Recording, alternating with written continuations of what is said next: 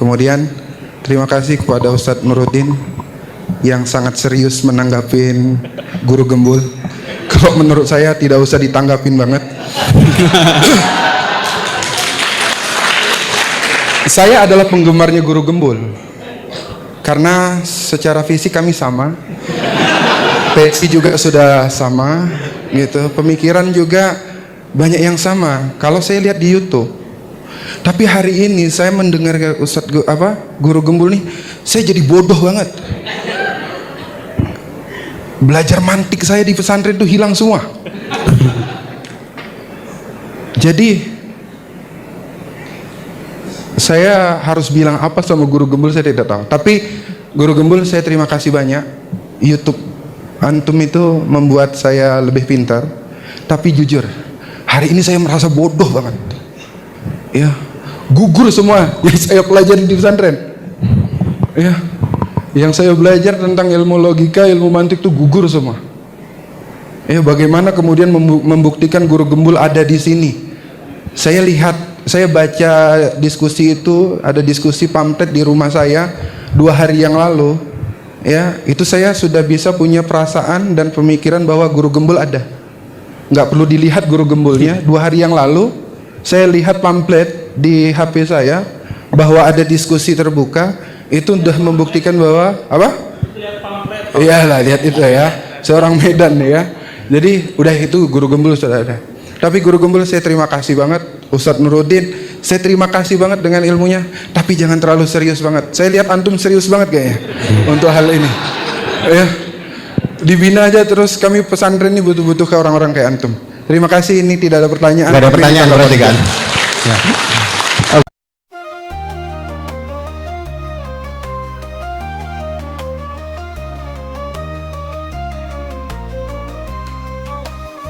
Aduh. Oh, tadi yang kanan sudah. Bapak yang tadi yang ada nyimpan pertanyaan, kemudian Mas yang di tengah, Ibu, ada dari Ibu? Oh ya, Ibu yang di belakang. Baik, saya kasih. Mana Pak? Oh ya.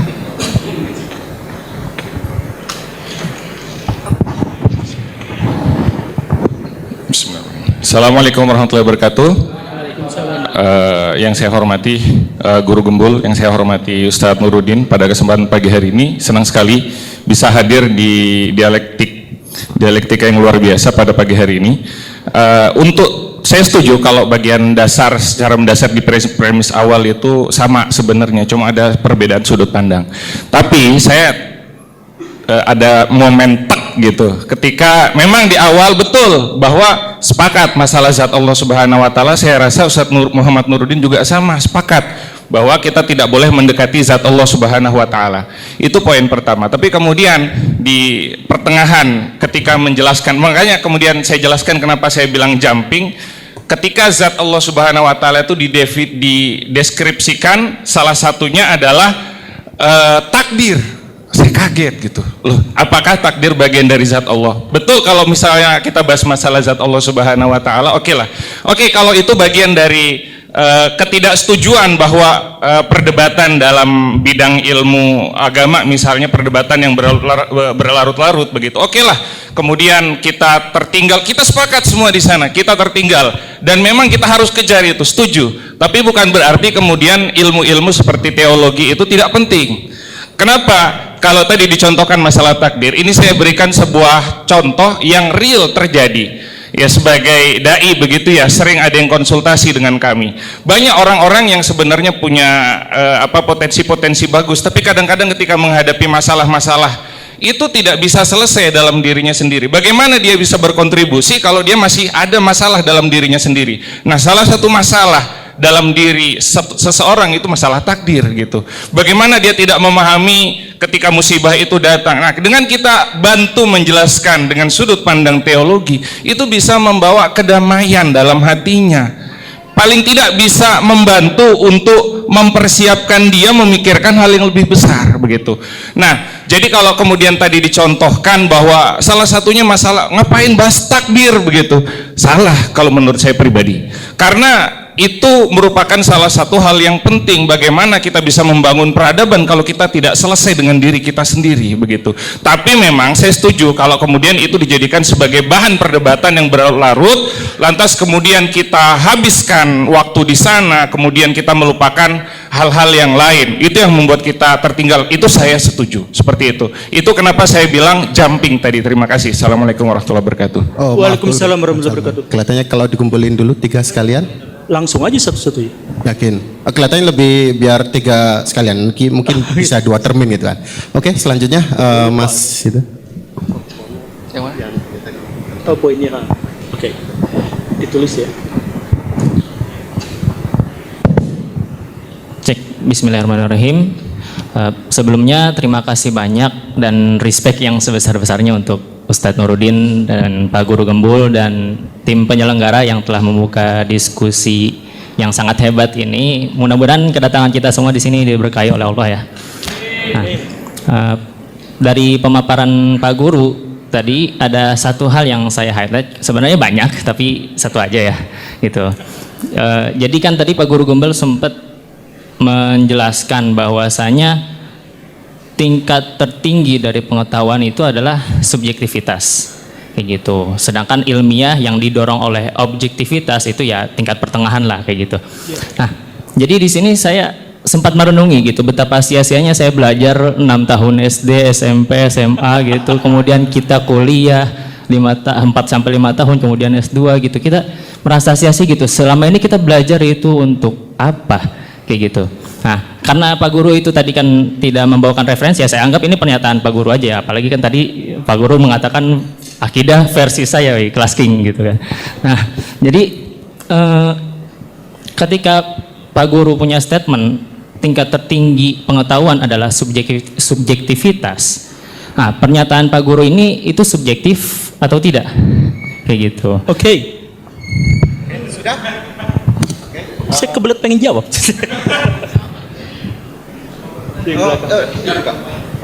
Oh, yang kakak. Yap.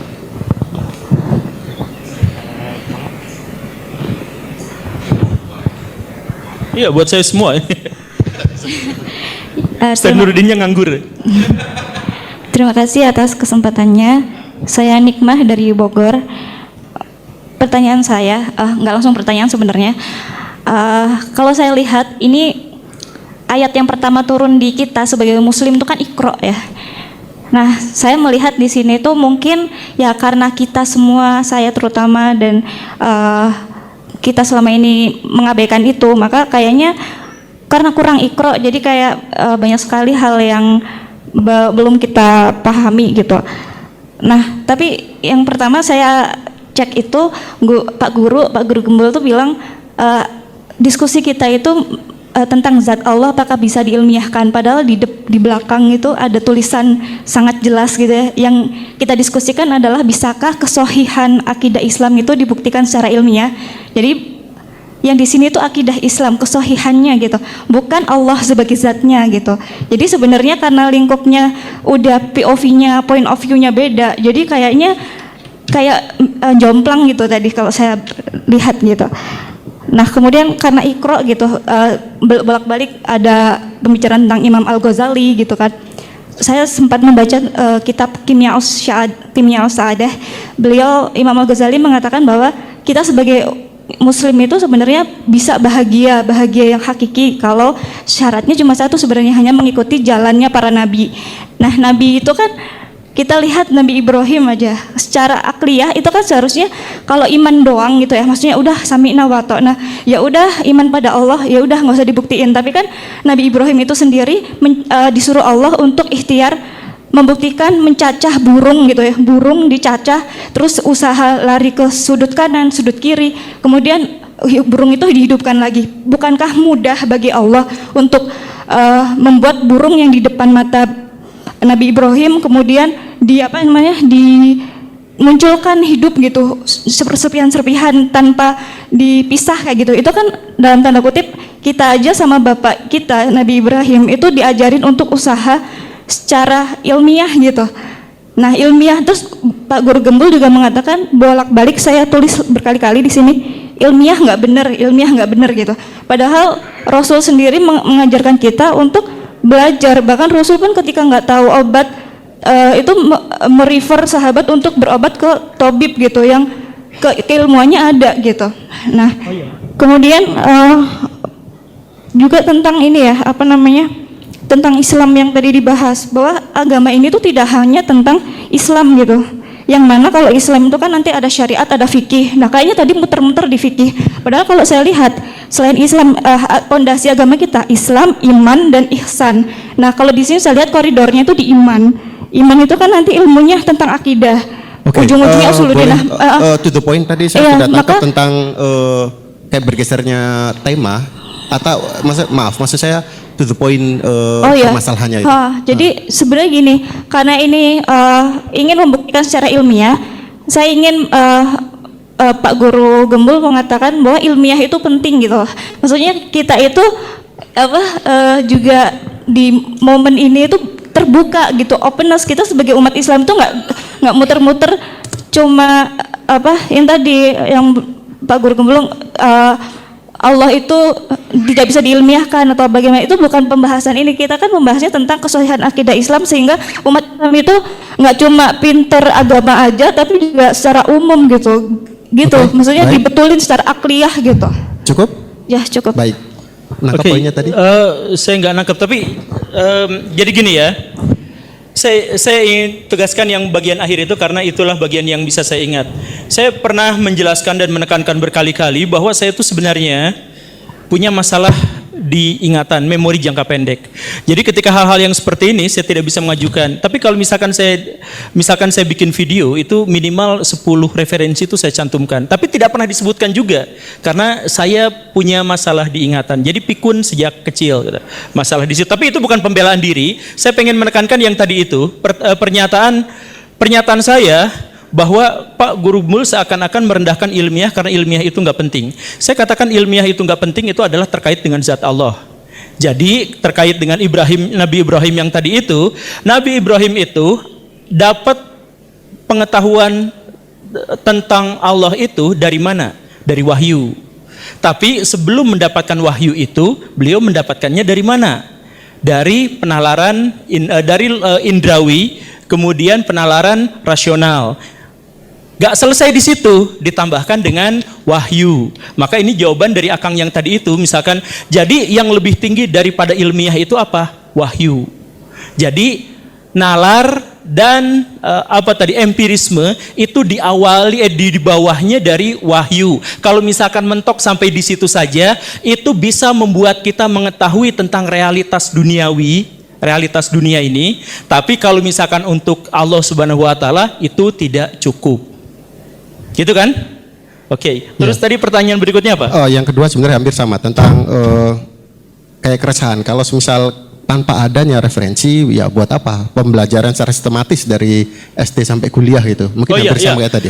Kalau misalkan ilmiah itu tidak penting, lalu untuk apa saya belajar? Sekali lagi ya, saya tekankan ini terkait dengan zat Allah. Saya sekali lagi ya mengajak orang-orang untuk berpikir secara ilmiah pada hal-hal yang berhubungan dengan duniawi, kehidupan kemanusiaan, dan lain sebagainya. Tetapi tentang zat Allah, maka saya tidak akan mendekatinya dengan pendekatan ilmiah, karena itu enggak cukup.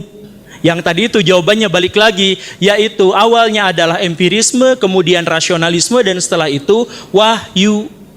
Begitu. Terus tadi ada pertanyaan berikutnya apa lagi? Ini. Yang tambah. Jadi apakah pernyataan takdir. Nah, ini juga balik lagi. Kenapa? Apakah jadi gini ya. Tadi Akang itu bertanya, kalau dia mengkonfirmasi pernyataan saya bahwa saya mengatakan bahwa puncak dari ilmu itu adalah subjektivitas, bukan objektivitas. Lalu apakah pernyataan saya itu subjektif atau tidak? Kan begitu ya? Pertama, sekali lagi, yang subjektif itu konteksnya pengetahuan tertinggi Allah Subhanahu wa taala, di mana Allah mengetahui segala sesuatu dengan cara Allah yang berkehendak tentang sesuatu, maka jadilah itu. Kun fayakun, jadi ada, maka Allah mengetahui. Tapi pengetahuan itu subjektif. Konteksnya di situ. Yang tadi saya cerita itu kan? Oke? Jadi sekali lagi ya, yang kita bisa temukan dalam metodologi ilmiah itu adalah objektif. Tapi pengetahuan Allah sebagai yang paling tinggi, yang puncaknya itu adalah pengetahuan subjektif, di mana Allah lah yang menentukan segala sesuatu sebagai objek. Jadi apa yang dia diketahui secara objektif itu sebenarnya adalah kehendak Allah secara subjektif. Gitu kan? Oke. Oke. Kemudian yang pembahasan tentang urgensi takdir. Pernyataan yang Akang ini, terima kasih. Jadi gini Kang, lagi-lagi ini konteksnya ya, please lah.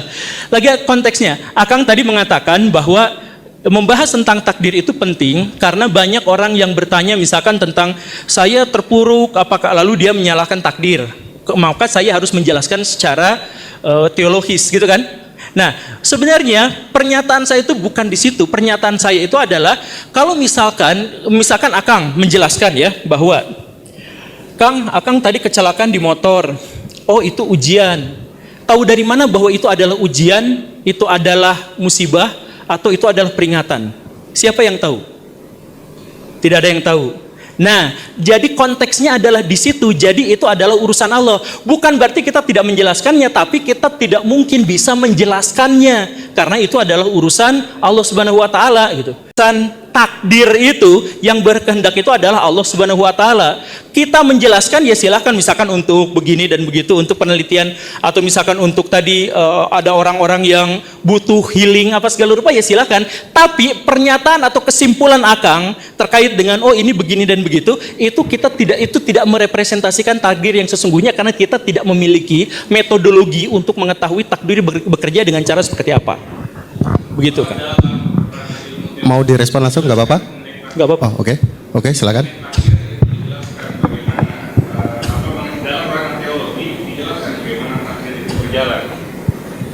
Ya itu kan memunculkan mazhab-mazhab kan, mazhab-mazhab teologi kan. Asy'ariyah berkata takdir begini, Mu'tazilah berkata takdir seperti itu, begitu kan? Baik, setidaknya itu membantu kita untuk menjelaskan, itu poin pertama. Kemudian yang selanjutnya, permasalahannya adalah sebelumnya Pak Guru Gembul itu kemudian menyatakan mengenai fenomena di mana umat Islam itu tertinggal. Oke lah, tapi kemudian kita melakukan simplifikasi karena kita membahas masalah takdir dan sebagainya, itu saya tidak setuju. Karena itu juga bagian yang penting. Jadi yang lain itu penting, bukan berarti kemudian kita menegasikan. Kalau begitu caranya, ilmu tafsir, ilmu fikih dan lain sebagainya kita hentikan saja yang dimasukkan di dalam universitas-universitas di Indonesia itu gitu. Karena mau tidak mau ketika dimasukkan ke dalam situ diakui secara epistemologis, diakui secara ontologis dan seterusnya. Itu artinya memang mau tidak mau itu metode yang memang sudah ada dan memang yang berjalan seperti itu. Iya, Kang, baik. Baik. Sekarang sudah, ya. saya ajukan lagi Terakhir. misalkan ya pernyataan. Oke, saya ajukan lagi misalkan tadi Akang mengatakan bahwa Mu'tazilah memberikan penjelasan seperti ini, Asy'ariyah menjelaskan pernyataan seperti itu tentang takdir. Begitu kan? Saya tidak menyatakan begitu, tapi saya nyatakan ada dalam ilmu pembahasan itu dalam ilmu teologis. Iya, dalam ilmu teologis itu kan menghasilkan cabang-cabang teologi dalam Islam. Cabang teologi dalam Islam diantaranya adalah Asy'ariyah, Maturidiyah dan sebagainya, gitu kan? Iya, betul ya? Betul kan? Oke. Nah, karena itu, maka penjelasan tentang takdir adalah teori-teori dari Mu'tazilah, dari Asy'ariyah dan lain sebagainya. Betul kan? Betul. Nah, maka pernyataan-pernyataan mereka itu apakah bisa dikonfirmasi bahwa itu memang kehendak Allah atau tidak? Tidak bisa dikonfirmasi. Ya, itu maksud saya tuh di situ. Oke, tapi mohon maaf, kelihatannya karena khawatirnya tidak kelihatannya saya kira cukup untuk Bapak. Saya kira tadi sudah ditanggapi Guru Gembul dan kekhawatiran memang melebar tanggapannya. Tadi berawal dari perihal tentang takdir yang penting menjadi melebar. Oke, selanjutnya kita buka terpin kedua dan saya khususkan untuk merespon juga ke Pak Nuruddin gitu kan, dengan Guru Gembul terus. Oke, dari sana kanan bawah, kemudian yang tengah, oh ya, Mas, kelihatan itu dulu. Yang kiri, yang dari perempuan tidak ada? Oke, nggak ada dari perempuan. Oke, Masnya berarti. Silahkan yang dari kanan bawah. Oh itu sedang diberikan. Utamain untuk yang narasumber Ustadz Nuruddin. Terima kasih. Saya Darul Qutni dari alumni S2 IAID Al-Karimiyah. Saya ingin bertanya tentang kaitan antara tadi yang ayat yang disampaikan oleh Ustadz Nuruddin. Fa'lam annahu la ilaha illallah, dan kaitannya dengan wa madhannu yugni 'anil haq syai'an. Dugaan itu tidak cukup untuk hakikat sama sekali, ayat Quran. Antara perintah untuk mengetahui dan kemudian ayat tentang zon, dugaan itu tidak sama sekali cukup untuk mengukur hakikat. Kemudian dikaitkan juga dengan pernyataan bahwa dalam Mabadi Awaliyah lah, kitab yang dasar ya, yang mendefinisikan ilmu sebagai sifatun yankashifu bihal matlub inkisyafan taman. Ilmu itu adalah sifat yang menyingkap segala sesuatu dengan sempurna. Kalau dalam tradisi sufisme mungkin mukasyafah. Apakah mukasyafah ini termasuk juga kalau kita mengacu kepada itu ya ilmiah juga berarti. Kalau kita kaitkan dengan epistemologi Islam berarti kan intuisi gitu ya, mungkin lebih ke irfani seperti itu. Jadi kemudian kaitannya lagi dengan ayat la yudrikuhul absar wa huwa yudrikul absar. Allah itu zat yang dapat menangkap segala pandangan tetapi tidak dapat dijangkau oleh pandangan. Demikian kira-kira mohon penjelasan tentang penafsiran ayat-ayat tersebut sebagai dasar akidah Islam yaitu Al-Quran. Terima kasih. Assalamualaikum warahmatullahi wabarakatuh. Waalaikumsalam warahmatullahi wabarakatuh. Saya jawab mas ya. Satu-satu aja. Takut keburu lupa. Kayak kan tanya Pak Gumul juga satu-satu. Iya kan? Tanya jawab. Oh dikumpulkan. Ya.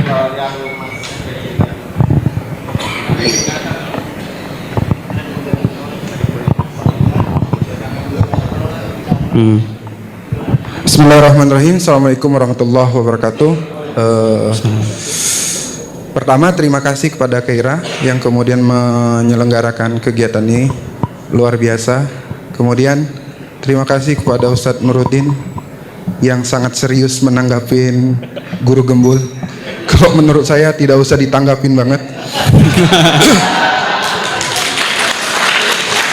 Saya adalah penggemarnya Guru Gembul karena secara fisik kami sama, PSI juga sudah sama, gitu. Pemikiran juga banyak yang sama. Kalau saya lihat di YouTube, tapi hari ini saya mendengar Guru Gembul nih, saya jadi bodoh banget.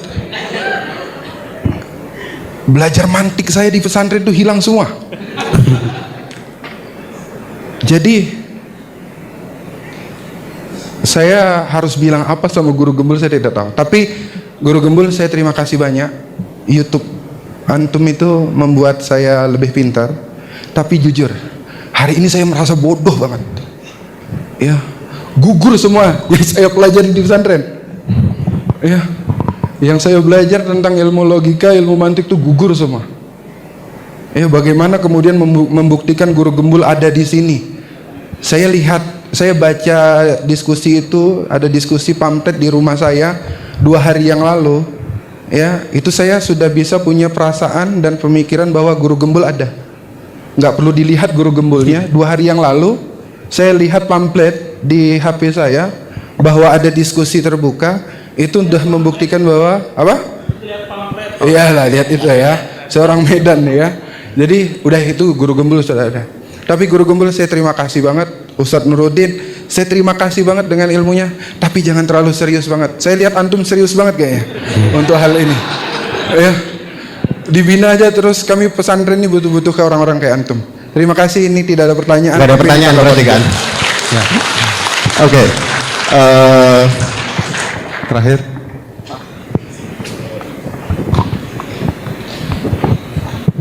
Bismillah. Perkenalkan saya Bibit dari Bekasi, Ustadz. Saya hormati Guru Gembul dan Ustadz Nuruddin dan panitia semuanya. Yang ingin saya tanyakan dan ingin saya masih ada sedikit kebingungan gitu. Dari diskusi ini kan ada perbedaan antara Ustadz Nuruddin dan Guru Gembul. Dari segi metodologi tadi, pandangan terhadap bagaimana akidah bisa dijangkau dengan ilmiah atau tidak. Yang ingin saya tanyakan kepada Ustadz Nuruddin, apakah perbedaan pandangan ini memiliki konsekuensi? Itu yang pertama. Dan yang kedua, apakah kebenaran itu absolut satu atau ada bisa kemungkinan dalam ilmu akidah, maksud saya ada 2 atau 3? Jadi itu yang saya tanyakan. Terima kasih. Baik, berarti kedua pertanyaan diarahin kepada Ya, Pak Nuruddin saya ya? jawab ya. Oke, pertanyaan aman berarti? Oke, saya jawab. Baik, Oke. silakan. Bismillahirrahmanirrahim. Bapak Ibu sekalian, dari awal saya presentasi sampai akhir, Bapak nggak dengar nggak saya ngomong zat Allah? Ada nggak kata zat yang saya ucapkan di sini? Tidak ada sama sekali. Saya juga heran kenapa digeret-geret kita ngebahas zat Allah gitu loh. Yang kita bahas itu the existence of God, wujudullah, bukan the essence of God, bukan esensi Tuhan. Esensi Tuhan nggak usah dibahas, kita nggak bakal tahu. Sekali lagi itu tidak menafikan kita untuk mendekati dan memahami Allah itu dalam kapasitas kita sebagai manusia berdasarkan hukum-hukum rasional yang bersifat pasti seperti kausalitas tadi. Yang kita bahas itu wujudnya ada apa enggak. Kalau dikatakan ada itu ilmiah apa enggak, itu loh pertanyaan dasarnya. Ilmiah itu artinya apa sih? Bersandar pada ilmu. Itu loh, belum mengatakan Tuhan itu saya bisa membuktikan Tuhan, tapi tidak dengan metode rasional, tidak dengan empiris. Terus dengan apa gitu loh? Kan kita harus menggunakan metode ilmu untuk meyakinkan bahwa Tuhan itu benar-benar ada. Kalau diyakini pengetahuan rasional sebagai pengetahuan yang bersifat ilmiah, maka konsekuensi logisnya ya Tuhan itu ilmiah. Nah ini nyambung dengan pertanyaan Bapak tadi, Pak. Dalam akidah itu harus ada ketentuan pasti, al-qata wal yakin. Akidah, makanya tadi saya sebutkan di awal itu definisi ilmu dan akidah itu i'tiqad jazim mutabiq lil waqi' nasyi'an dalil. Harus berupa keyakinan yang bersifat pasti. Jawabannya ayatnya seperti yang dikatakan Bapak tadi, innadzan la yughni minal haqqi syai'a.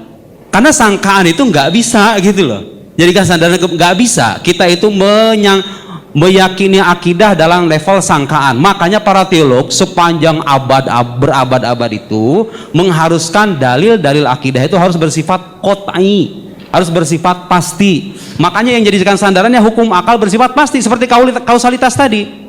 Bapak coba tanya di kampus, di luar kampus, ada nggak manusia mengingkari kausalitas itu, ada nggak? Yang mengingkari pun pada akhirnya akan dipaksa mengakui kausalitas. Loh, kok bisa gitu? Lihat. Kalau dia mengatakan kausalitas tidak ilmiah, oke, Anda punya argumen nggak? Kalau dia menyampaikan argumen sampai pada kesimpulan kausalitas tidak ilmiah, berarti dia mengakui kausalitas loh. Bahwa argumennya menjadi sebab bagi kebenaran kesimpulannya, betul nggak? Makanya saya bilang kebenaran Tuhan itu kebenarannya pasti gitu loh. Guru Gembul mengatakan Tuhan ada atau tidak ada sama aja secara ilmiah. Harusnya kita debat masalah yang esensial ini nih. Terus boleh mengatakan saya tidak pernah mengatakan bahwa pengetahuan ilmiah satunya pengetahuan indrawi. Ya emang nggak ada. Tapi kan saya menyimpulkannya begitu. Waktu debat, waktu podcast sama Ustaz Felix Show itu, Ustaz Felix mengatakan keberadaan Tuhan bisa dibuktikan secara rasional. Mengatakan begitu kan? Memang benar, bisa secara rasional. Tapi boleh mengatakan apa? Rasional itu. Tapi rasional tidak memenuhi kriteria ilmiah. Rasional itu tidak memenuhi kaidah ilmiah. Itu pernyataan beliau loh. Nah makanya saya tanya ketika beliau mengatakan rasional tidak ilmiah itu, waktu ngomong begitu itu pakai rasio apa enggak gitu loh? Ya iya kan? Pada akhirnya, Pak, jangan dipotong Pak. Saya tidak motong pembicaraan Anda loh. Saya tidak motong pembicaraan Anda loh. Dia bicara panjang lebar, saya nggak potong sama sekali loh. Maaf ya, kita bukan netizen. Itu Pak, itu ayat itu saling menguatkan. Kemudian mana tadi? Oke. Guru mengatakan bahwa pengetahuan itu berawal dari pengetahuan indrawi. Bapak mempelajari nggak argumen kosmologis itu? Tahu nggak argumen kosmologis itu awalnya di pengetahuan indrawi loh. Bahwa alam itu ada dari ketiadaan. Itu sains membuktikan itu. Tahu nggak? Kalau kita baca buku teologi, tahu nggak apa buktinya alam itu ada dari ketiadaan? Karena tidak lepas dari gerak dan diam. Gerak itu bisa kelihatan loh, Pak. Diam juga sama. Karena dia itu gerak dan dia tidak lepas dari gerak dan diam, dan gerak dan dia itu senantiasa mengalami ada dan ketiadaan, makanya disimpulkan alam itu ada dari ketiadaan. Itu pengetahuan indrawi, tapi nggak cukup dengan itu doang. Jadi sains itu sebetulnya bisa dijadikan salah satu premis. Ya, saya nggak mengatakan sains membuktikan keberadaan Tuhan, tapi kesimpulan saintifik bisa dijadikan salah satu premis untuk membuktikan keberadaan Tuhan. Tapi lanjutannya, setelah kita membuktikan alam ada ketiadaan, so what? Filsafat bicara di situ, hukum kausalitas. Setiap sesuatu yang ada dari ketiadaan ada yang mengadakan. Gak ada yang bisa mengingkari itu. Makanya Ar-Razi mengatakan, lihat nih, saya baca referensi ini. Ar-Razi dalam Al-Muhassal mengatakan, kaunu syai' mu'athiran fi ghairihi mutasawwarun tasawwuran badihiyan. Kenyataan sesuatu memberikan dampak bagi sesuatu yang lain, itu sebuah aksioma gitu. Enggak usah dipertanyain lagi. Setiap sesuatu yang ada di ketiadaan, ya pasti ada yang mengadakan, ada sebab yang memberikan efek sama dia. Nah, karena itu kita simpulkan alam itu ada yang mengadakan. Itu logika itu nggak akan pernah sama dengan logika yang mengatakan Tuhan tidak ada. Terus gimana alam bisa ada gitu loh? Masa mengadakan dirinya sendiri? Sementara beliau mengatakan Tuhan ada dan tidak itu sama aja secara ilmiah. Oh enggak, itu beda jelas. Sebutin sama saya buku ateis yang buktikan Tuhan tidak ada. Saya bisa baktikan sekarang ke bapak-bapak ibu sekalian buku-buku yang membahas tentang bukti keberadaan Tuhan. Tadi saya tampilkan tuh disertasi Al-Adil Al-Aqliyah Bainal Falasi Bainal Mutakalimin wa Falasi. Karena Syekh Said Fauda, teolog asal Yordania, 500 halaman. Ya. Sami Amiri dari orang Salafi, ya, tapi seorang intelek. 700 halaman bicara tentang, tahu nggak judul bukunya apa? Barohin wujudillah, bukti-bukti keberadaan Allah. Bukan zat Allah, wujud Allah. Ada bukti-buktinya berdasarkan pengamatan rasional. Di baliknya memang ada pengetahuan empirik, tapi kita nggak bisa mengandalkan pengetahuan empirik semata. Banyak sekali karya-karya intelektual yang bahas tentang kebuktian. Coba saya, apa Anda membicara Richard Dawkins di God Delusion itu? Tuh tadi udah saya tampilin buku yang mengkritik itu habis. Seorang dokter juga, seorang filsuf juga, Ayman Al-Bisri ya, dan kitab-kitab yang lain. Baik. Kemudian ada pertanyaan, apakah ada konsekuensi bila misal salah menafsirkan, kemudian yang kedua, apakah ada kebenaran absolut? Ya, apakah ada kebenaran absolut? Ya ada loh. Anda mengatakan, bagi yang mengatakan tidak ada kebenaran absolut pun, dia akan terpaksa mengabsolutkan pandangannya. Anda mengatakan tidak ada kebenaran absolut, itu absolut apa enggak? Kalau Anda mengatakan tidak, ya ngapain Anda mengkritik orang-orang yang mengatakan kebenaran ada kebenaran absolut? Ya pasti dia akan meyakini bahwa itu kebenaran absolut gitu loh. Naif sekali itu orang-orang yang mengatakan tidak ada kebenaran absolut itu. Anda mengabsolutkan pandangan Anda loh. Tadi kausalitas itu, coba, ayo. Saya juga pengen mengajak kita diskusi secara akal sehat ya. Tapi ada referensi juga gitu loh. Jangan cuma main akal-akalan doang. Ya iya dong, harusnya referensi. Anda sekolah S2, S3 itu di mana-mana kalau ujian disertasi, tesis, referensinya mana? Gitu loh. Itu ilmiah namanya. Ya kalau bicara hanya asumsi, persepsi, kemudian berhayal ke Google ke sana kemana, mohon maaf. Itu namanya bukan kajian ilmiah, itu namanya asbun. Ya mohon maaf gitu loh, harus kita katakan begitu. Oke, kemudian lanjutannya tadi pertanyaan apa? Tadi ada kesulitan nggak sih kalau misal? Oh tadi apa namanya? Apakah ada kebenaran absolut? Iya udah terjawab ya, karena absolut.